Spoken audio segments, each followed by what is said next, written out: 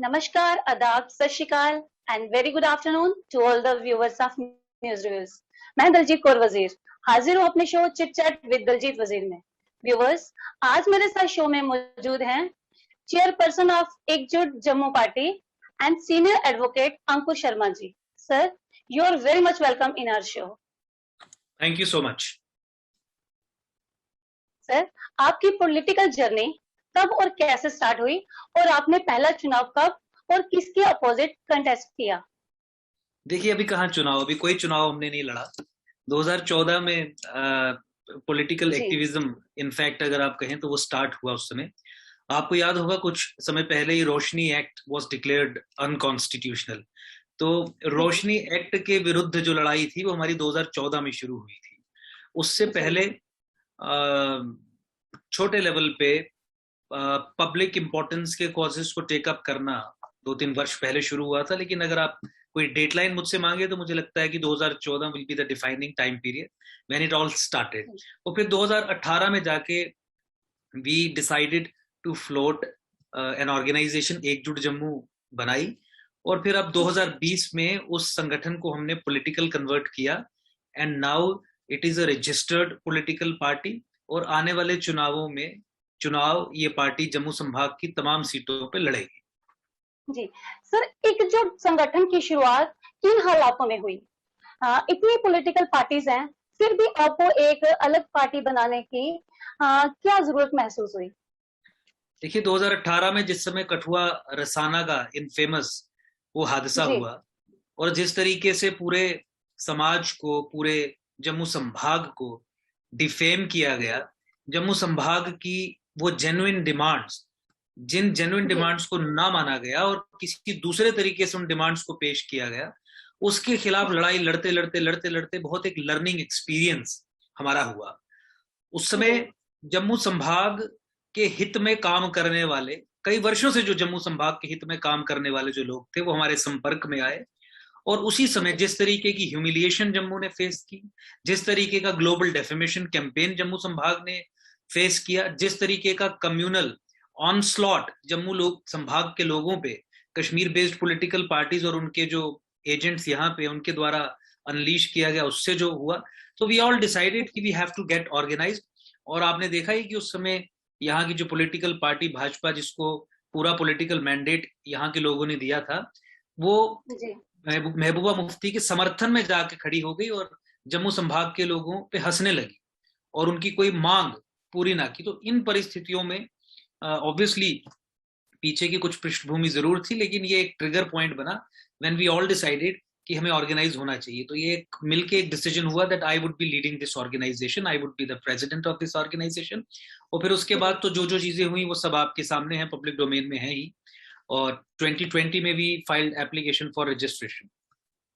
Sir, Rasana case की आपने बात की, तो रसाना केस में आपने बहुत कोशिश की कि दोषियों को सजा मिले। इस केस का स्टेटस एट प्रेजेंट क्या है और क्या इस केस में इंसाफ मिला? देखिए, इस केस का प्रेजेंट स्टेटस ये है कि पठानकोट सेशंस कोर्ट ने जो जजमेंट दी थी उसके विरोध में जिन लोगों को पकड़ा गया था वो जी, Chandigarh, Punjab and Haryana high court Chandigarh में अपील कर चुके हैं। जी, कोरोना के कारण उस अपील की सुनवाई 1-1.5 वर्ष तक टल गई, क्योंकि ये फिजिकल हियरिंग से ही सुनने वाले मैटर्स हैं। वर्चुअल हियरिंग जी, में इतना सारा रिकॉर्ड, इतनी सारी बहस वो नहीं हो सकती। तो अभी तो ये जी, अपील पेंडिंग है, मतलब हाई कोर्ट में अपील की गई है निर्णय के खिलाफ। इंसाफ जी, नहीं हुआ, बहुत बेइंसाफी हुई। जी, जजमेंट भी अगर आप पढ़ेंगे तो उस समय भी हमने उसका एक डिटेल्ड क्रिटिक पब्लिक डोमेन में लाया था कि किस तरीके से ये जी, जजमेंट एक लाफेबल जजमेंट है, किस तरीके से ये जजमेंट एक डिफरेंट स्टोरी बताती है कि हमारा जुडिशियल सेटअप किन किन प्रेजुडिस से ग्रस्त रहता है। उस पर जी, डिटेल में चर्चा की थी। न्याय मिलने की तो बात छोड़ दीजिए, जो असली दोषी थे उनको खोजने का प्रयास भी सरकार ने नहीं किया।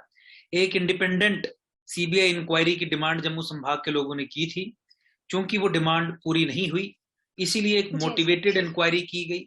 एक पॉलिटिकल कम्युनल एजेंडा को उसके सिरे पे चढ़ाने के लिए ये इंक्वायरी की गई और इस क्रिमिनल केस को इस्तेमाल किया गया जम्मू के जी। विरुद्ध षड्यंत्र जो रचते हैं ये उन्हें सफल बनाने में और अपने कम्युनल और पॉलिटिकल स्कोर्स सेटल करने में। जी लेकिन हमें ये जी उम्मीद है कि जो पंजाब और हरियाणा हाई कोर्ट से जब भी इस केस पे बहस होगी, एक ऐसा फैसला आएगा जो उस जजमेंट को तार तार करेगा।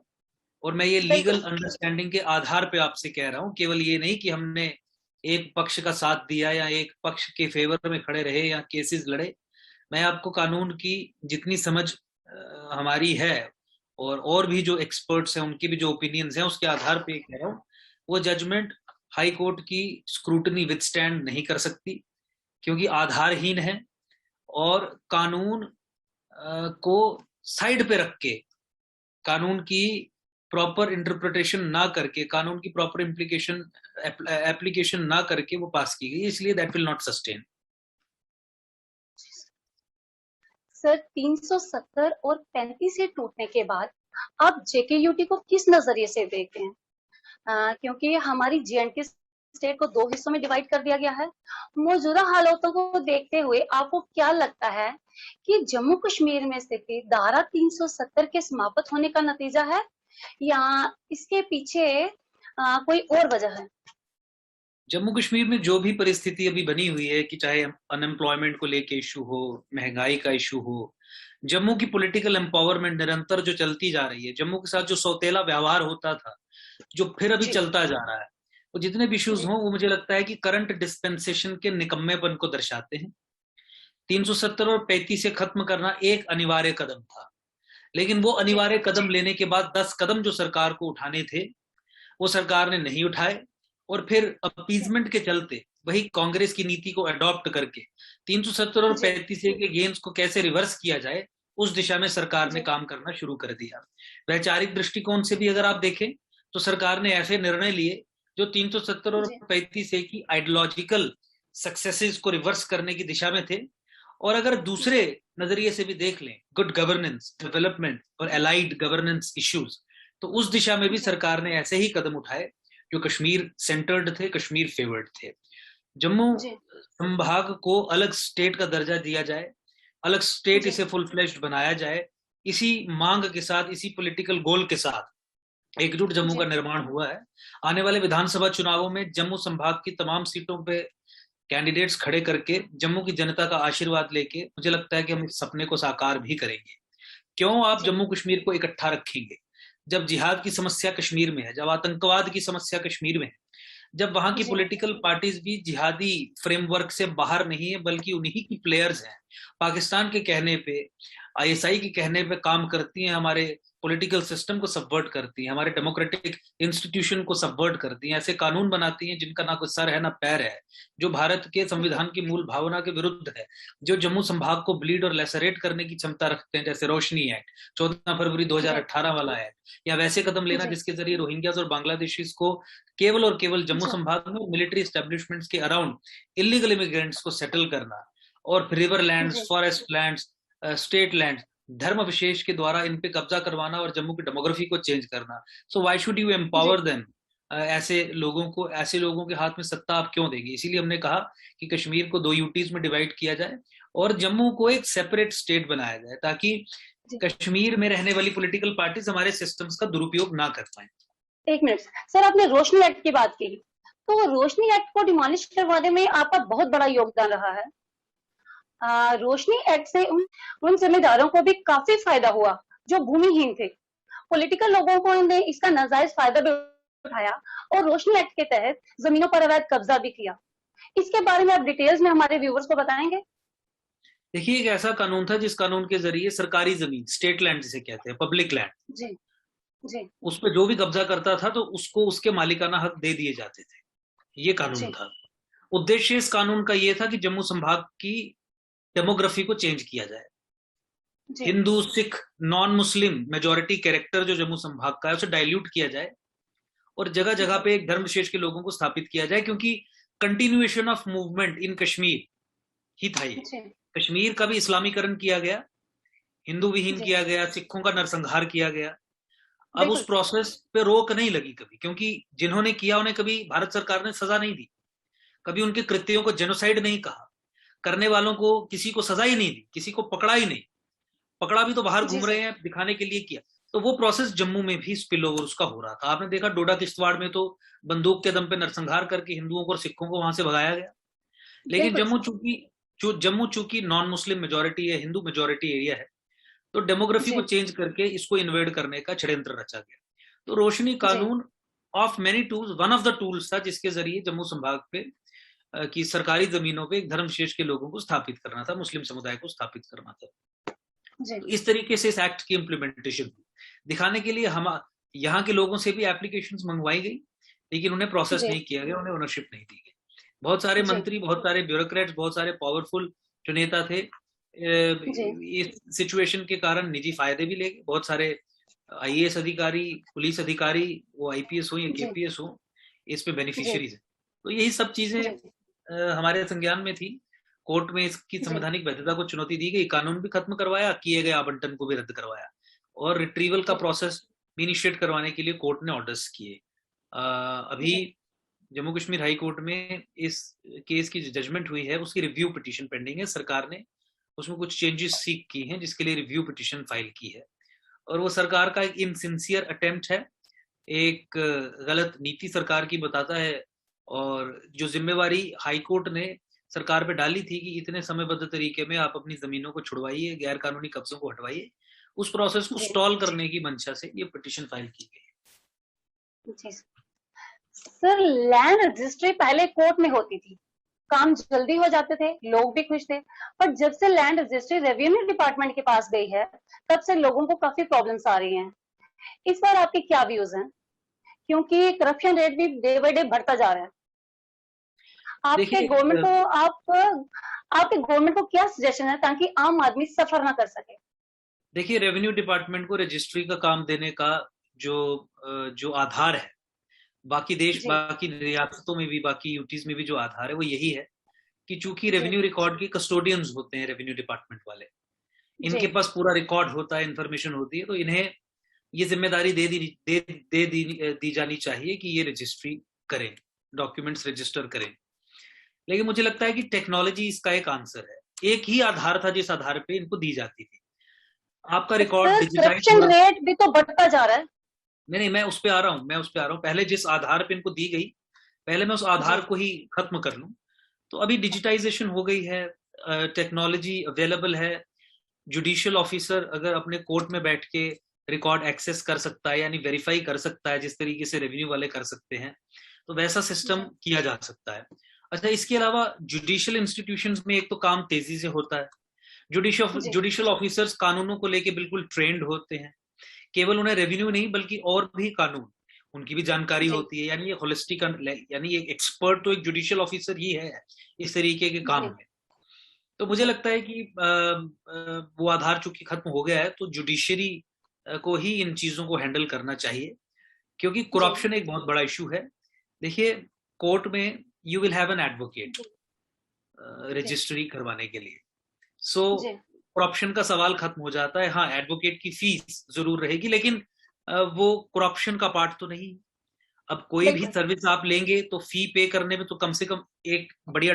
लेकिन if you talk about executive agencies, revenue department की आप बात करें, तो यहाँ पे जी तो करप्शन को लेके मुझे अधिक चर्चा करने की जरूरत नहीं है। मुझे लगता है कि तमाम लोग जानते हैं कि परिस्थिति क्या है।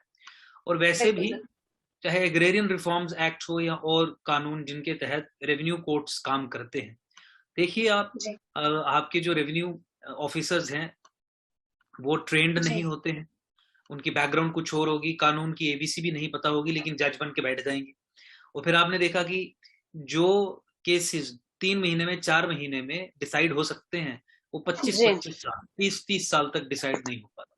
तो इट इज हाई टाइम कि स्पेशल कोर्ट्स कॉन्स्टिट्यूट करें यूटी बिल्कुल एडमिनिस्ट्रेशन, जिसमें judicial officers agrarian reforms act के तहत जो कार्रवाई चलती है या जितनी भी अपील्स वगैरह होती हैं, जो जो जुडिशियल काम खासकर लैंड लॉज को लेके रेवेन्यू जी डिपार्टमेंट कर रहा है, right up to financial commissioner, वो मुझे लगता है कि उनसे छीन के स्पेशल कोर्ट्स बना के जुडिशियल ऑफिसर्स को दिया जाना चाहिए। और साथ ही साथ रजिस्ट्री का काम भी जुडिशियल ऑफिसर्स को दिया जाना चाहिए, with an access to revenue documents through proper IT based infrastructure, जो अब पॉसिबल है। डिजिटाइजेशन भी तकरीबन कंप्लीट हो गई है। जुडिशियल ऑफिसर्स जी at the click of a button can access any document जो भी सरकारी डॉक्यूमेंट है, जी। वैसा सिस्टम किया जा सकता है। अगर उसमें कुछ कमी भी है तो उससे पूरा किया जा सकता है।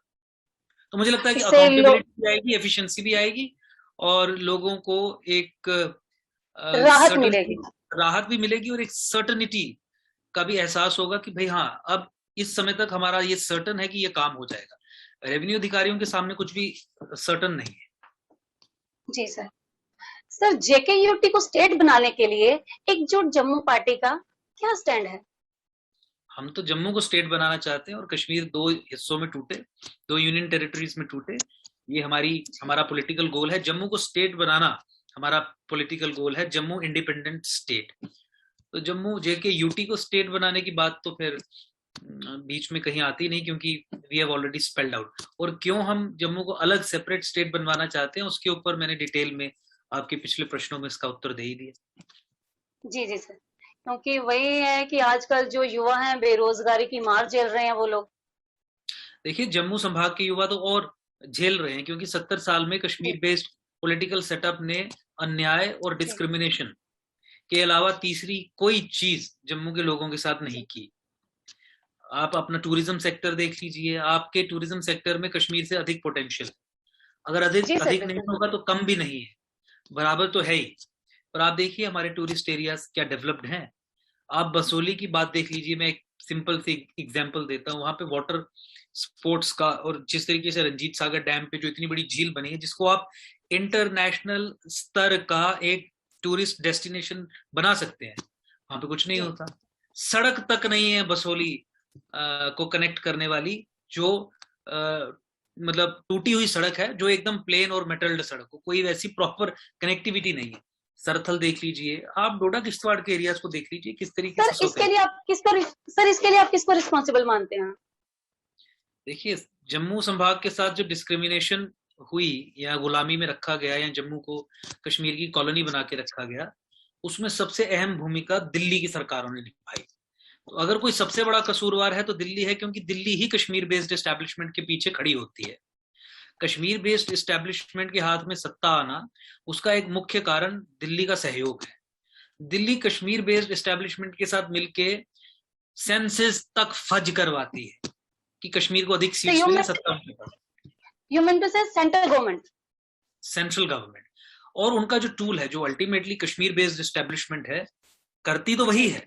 गुलाम भी हम उन्हीं के हैं, कॉलोनी भी जम्मू कश्मीर की ही है। लेकिन जम्मू ने समय समय पे दिखाया है कि जब जब कश्मीर ने अत्याचार बढ़ाया तो हमने उनके घुटने लगवा दिए। बहुत सारी एजिटेशन का आप इतिहास देख लीजिए, 2008 की एजिटेशन का रीसेंट इतिहास देख लीजिए, सरकारें तक गिरवा दी, लेकिन फिर पीछे दिल्ली उनके आगे खड़ी हो जाती है और जम्मू की पीठ में छुरा भोंक देती है। जिस तरीके से अभी की केंद्र सरकार ये भी तो वही कर रही है, जम्मू के साथ सौतेला व्यवहार ही तो कर रही है। एलजी साहब को भी तो यही आदेश दे के भेजा गया कि आपने कश्मीर को संभालना है। जम्मू किसी इनकी कॉग्निजेंस में है ही नहीं, संज्ञान में है ही नहीं। तो दिल्ली बैकिंग ऑफ दिल्ली और फिर कश्मीर बेस्ड एस्टैब्लिशमेंट, इसीलिए हम लिबरेशन और आजादी भी चाहते हैं और जम्मू सेपरेट स्टेट भी चाहते हैं। मतलब आप मानते हैं कि जम्मू के साथ भेदभाव हो रहा है? हर कोई मानता है, हम केवल शब्दों में उसे बयान कर रहे हैं, कैसे कैसे क्या क्या। आप किसी भी व्यक्ति से बात करेंगी, चाहे वो छोटे से छोटा मजदूर हो या बड़े से बड़ा नेता हो, चाहे ब्यूरोक्रेट हो, चाहे पढ़ा लिखा भी इंटेलेक्चुअल हो, प्रोफेसर हो, ये it is an open secret, everybody has suffered this. बिल्कुल सर, कश्मीर रीजन की पार्टीज एकजुट जम्मू को बीजेपी की बी पार्टी भी बोलते हैं, इस पर आप क्या कहना चाहेंगे?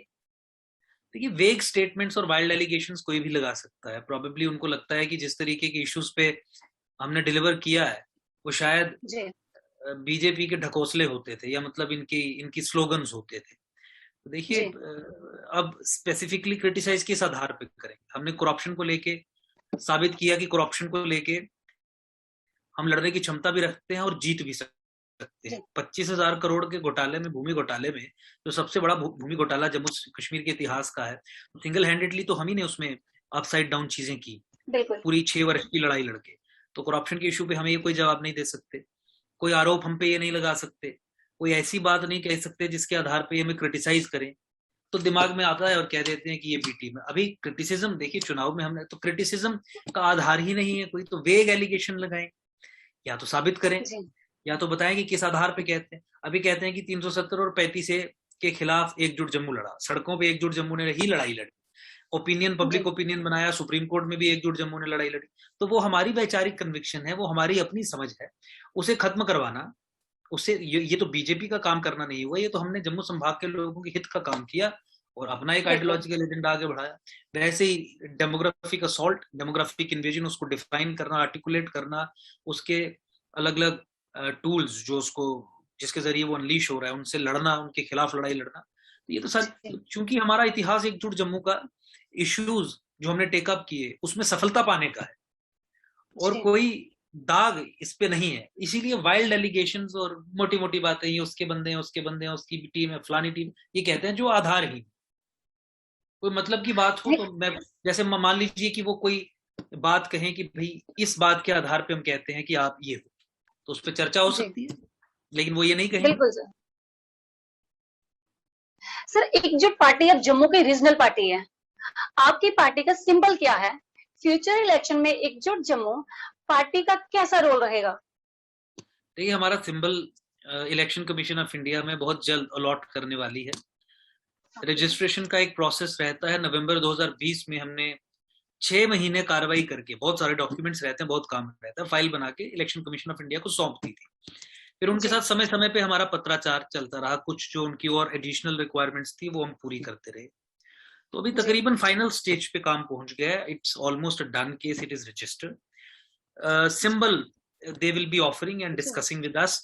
मुझे लगता है कि 1-1.5 महीने में एकजुट जम्मू का सिंबल भी आ जाएगा। और जहां तक इलेक्शंस में हमारे रोल की बात है, तो हम आने वाले विधानसभा चुनावों में केवल और केवल जम्मू संभाग की सब सीटों पे, वो 39 हो, 40 हो या 41 हो, सब सीटों पे कैंडिडेट्स उतारेंगे और जम्मू संभाग को एक पॉलिटिकल ऑप्शन देंगे। इस समय जम्मू संभाग ऑप्शन की खोज कर रहा है। कांग्रेस ऑप्शन नहीं है, बीजेपी को लोग नफरत कर रहे हैं, लेकिन चूंकि कांग्रेस ऑप्शन नहीं है तो बीजेपी को फायदा मिलता है। अब एकजुट जम्मू एक ऑप्शन के तौर पे लोगों के सामने आ रहा है और ये जिम्मेवारी उठा रहा है कि जम्मू संभाग को एक पॉलिटिकल ऑप्शन मिले। क्योंकि अगर जम्मू संभाग के लोग ये मानते हैं कि we need a political option, हमें पॉलिटिकल ऑप्शन चाहिए, तो कोई पंजाबी या यूपी या बिहारी यहाँ पे आके तो कोई पॉलिटिकल ऑप्शन नहीं देगा ना, जम्मू संभाग के कुछ लोग ही देंगे। वो जिम्मेवारी हम अपने ऊपर उठा रहे हैं और 40 की 40 सीटों पे कैंडिडेट्स खड़ा करके जम्मू संभाग के लोगों को एक पॉलिटिकल ऑप्शन देंगे कि चूज इट।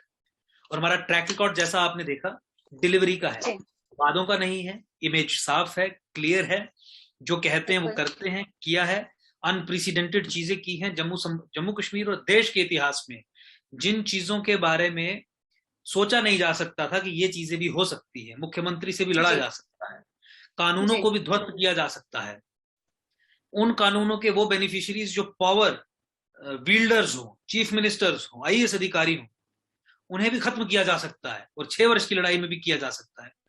तो इसके कारण लोगों का विश्वास भी है। तो इसी विश्वास के साथ और इस जिम्मेवारी के साथ कि we need to have a political option for Jammu, क्योंकि अभी जो ऑप्शन है वो दिल्ली से जुड़ा हुआ और दिल्ली कश्मीर के साथ है, चाहे कांग्रेस हो चाहे बीजेपी हो, हमने देख भी लिया। तो हम आगे बढ़ रहे हैं, आने वाले विधानसभा चुनावों में एक ऑप्शन के तौर पे उभर के आएंगे।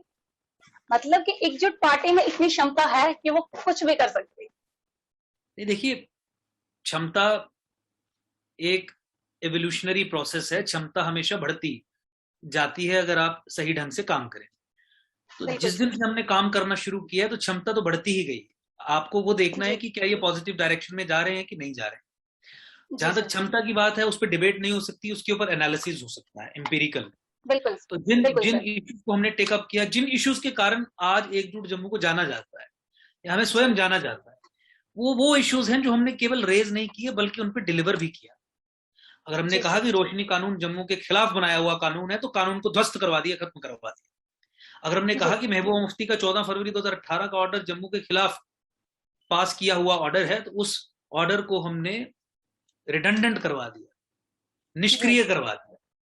रोहिंग्याज और बांग्लादेशीज का इशू या फिर लैंड जिहाद या demographic assault in general, corruption के इश्यूज को, तो आई थिंक कि लोगों का विश्वास है हम पे, एकजुट जम्मू पे, और लोगों के विश्वास के आधार पे ही हम चुनावों में कदम रखेंगे। और हमें पूरी उम्मीद है, पूरा विश्वास है कि जम्मू के लोग एकजुट जम्मू को ऑप्शन के तौर पे लेके पूरा मैंडेट पूरा मैंडेट जम्मू संभाग का हमें देंगे। जी सर। सर पिछले दिनों डीलिमिटेशन टीम जम्मू आई थी। एकजुट जम्मू ने नई कंस्टिट्यूएंसी को लेकर क्या प्रपोजल रखा है? देखिए, हमने एकजुट जम्मू ने डिलिमिटेशन कमीशन से मुलाकात नहीं की, क्योंकि हम ये मानते हैं कि जिस आधार पर डिलिमिटेशन कमीशन काम कर रही है वो आधार ही झूठ है। और वो क्या आधार है कि डिलिमिटेशन जम्मू कश्मीर में 2011 के सेंसस के आधार पे होगी। तो जब हमने इस इश्यू को उठाया, इस विषय को उठाया, तो इस लेवल पे हम ले गए चर्चा के कि भाजपा को, कांग्रेस को, पैंथर्स पार्टी को, तकरीबन सब पार्टीज को मजबूरन ये कहना पड़ा कि हाँ, हम भी मानते हैं कि 2011 का सेंसस फ्रॉड और फज्ड है। अच्छा, अब 2011 का सेंसस अगर फ्रॉड और फज्ड है और रूलिंग पार्टी की भी यही आधिकारिक पोजीशन है, तो क्या आपको डिलिमिटेशन झूठ के आधार पे करनी चाहिए? नहीं करनी चाहिए। क्या आपको डेमोक्रेसी की आधारशिला जम्मू कश्मीर में झूठ को आधार बना के रखनी चाहिए?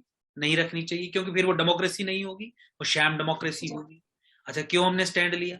अगर आप 2011 के सेंसस के आधार पे, जिसके सफिशिएंट प्रूफ हमने पब्लिक डोमेन में रखे कि एंटी जम्मू है, फ्रॉड है, इसके आधार पे डिलिमिटेशन करते हैं, तो पुनः सत्ता कश्मीर के हाथ में चली जाएगी, गलत तरीके से चली जाएगी, झूठ के आधार पे चली जाएगी, चीफ मिनिस्टर कश्मीर का बनेगा। 2021 के सेंसस के आधार पे करते हैं तो सत्ता जम्मू को मिलेगी, चीफ मिनिस्टर जम्मू का बनेगा, अधिक सीट्स जम्मू को मिलेंगी। और अगर 2011 से 2021 को आधार बनवाना है तो वो डिलिमिटेशन कमीशन का काम नहीं है, या उसकी क्षमता नहीं है, वो प्रधानमंत्री और पार्लियामेंट के जरिए होता है, क्योंकि रीऑर्गेनाइजेशन एक्ट में अमेंडमेंट करके 2011 के बजाय 2021 लिखना पड़ेगा। तो मुझे बताइए, ये डिमांड लेके अगर हम डिलिमिटेशन कमीशन के पास जाते तो क्या हम डिलिमिटेशन कमीशन की एक्टिविटी को, कार्रवाई को लेजिटिमाइज ना कर देते? मतलब उसमें पार्टिसिपेट करके उसके ऊपर एक लेजिटिमेसी का चोला ना डलवा देते? जबकि हमें पता था कि डिलिमिटेशन कमीशन ये काम नहीं कर सकती है और ये सरकार को करना है, ये चेंज सरकार का डिसीजन है, पार्लियामेंट के थ्रू है। तो डिलिमिटेशन कमीशन की प्रोसीडिंग्स में इसीलिए एकजुट जम्मू ने पार्टिसिपेट नहीं किया, क्योंकि डिलिमिटेशन कमीशन केंद्र सरकार का वो टूल है जिस नए टूल के जरिए जम्मू संभाग की पीठ में छुरा भोंका जा रहा है। आज की केंद्र सरकार डिलिमिटेशन कमीशन के जरिए गलत सेंसस को आधार बना के कश्मीर को सत्ता देने का काम कर रही है। हम इस अनहोली प्रोसेस का हिस्सा कैसे बन जाए? कैसे जम्मू के साथ हम भी विश्वासघात कर दें? इसीलिए हमने बाहर रह के इसे अपोज किया, पूरी जनरल पब्लिक को अवेयर किया, और फिर मजबूर हो गई तमाम पॉलिटिकल पार्टीज ये कहने में कि ये फ्रॉड और फज्ड है। लेकिन शर्म की बात ये है कि उसके बावजूद भी प्रोसेस 2011 के सेंसस के आधार पे ही चलाया जा रहा है, क्योंकि मैंने बताया, कश्मीर, दिल्ली हमेशा कश्मीर के साथ रहती है और जम्मू को पीठ में छुरा भोंकती है। ये सरकार और इस समय की दिल्ली भी अलग नहीं है, और ये जीता जागता सबूत डिलिमिटेशन का आपके सामने है। Sir, 23rd September should be declared a holiday in honor of beloved महाराजा श्री हरि सिंह जी। इसके लिए आप सेंट्रल गवर्नमेंट से किस तरह की डिमांड रखते हैं? हमने तो यही डिमांड रखी है कि महाराजा हरि सिंह जी के सम्मान में 23 सितंबर को छुट्टी घोषित की जाए। एकजुट जम्मू और हमारी एकजुट जम्मू युवा टीम, आपने देखा कि किस तरीके से काम भी करती रहती है, चाहे हमारी हेरिटेज या महाराजा हरि सिंह जी की जो स्मारक है, मूर्ति है, उनके रखरखाव की बात हो या उनके सम्मान की बात हो, तो आपने देखा ये सारा। तो हम तो यही डिमांड करते हैं कि केंद्र सरकार ये करे, and I think government should do it. देखिए, आप उन लोगों का सम्मान नहीं करेंगे जिनके कारण आप आज हिंदुस्तान के साथ हैं, या जम्मू कश्मीर हिंदुस्तान का हिस्सा है, तो किनका सम्मान करेंगे, किसका सम्मान करेंगे? सो इट इज अनफॉर्चुनेट कि हमारे जो डोगरास के और जम्मू संभाग के लोगों के जो हीरोज हैं, उन्हें सम्मान नहीं मिलता। महाराजा गुलाब सिंह जी के सम्मान में छुट्टी होनी चाहिए, या महाराजा गुलाब सिंह जी के सम्मान में कुछ कार्यक्रम होने चाहिए। बेसिकली स्टेट को बनाने वाले तो वो थे, लड़के तलवार के दम पे अपने पुरुषार्थ के जरिए एक स्टेट बिल्ड की। तो आई थिंक, मुझे लगता है कि इन चीजों का सम्मान, और जो कौम, जो लोग अपनी हिस्ट्री में, अपने कल्चर में प्राइड नहीं रखते, और प्राइड रखने के लिए आपको हीरोज का सम्मान करना पड़ता है, तो वो कौमें आगे नहीं बढ़ती। हमारी कौम आगे बढ़े, हमारा देश आगे बढ़े, उसके लिए आपको अपने हीरोज को अपने दिल में रखना पड़ेगा, सम्मान करना पड़ेगा, जिसके कारण प्राइड जगे, कॉन्फिडेंस आए। अभी तो गुलामों की तरह जी रहे हैं ना कश्मीरियों के। तो उसका सोल्यूशन ये है कि that is how you raise the feeling of pride और create the feeling of pride among the general public, और फिर उसके बाद बड़ी बड़ी लड़ाइयां लड़ी जा सकती हैं। अदरवाइज प्राइड ना हो तो फिर शोर वोर डाल के थोड़ा सा प्रेशर आया तो भाग जाओगे, याद ही नहीं होगा कि हम कैसे लड़ते थे, कैसे लड़ बिल्कुल सकते हैं, कहाँ कहाँ हमने चढ़ाइयां की हैं। तो जब उसकी अनुभूति ही नहीं होगी तो फिर एक मृत शरीर की तरह ही आपको कोई भी लात मार के चला जाएगा, जैसा कभी तक हो रहा है जम्मू के लोगों के साथ। सर ये तो होगी हमारी पॉलिटिकल बातें।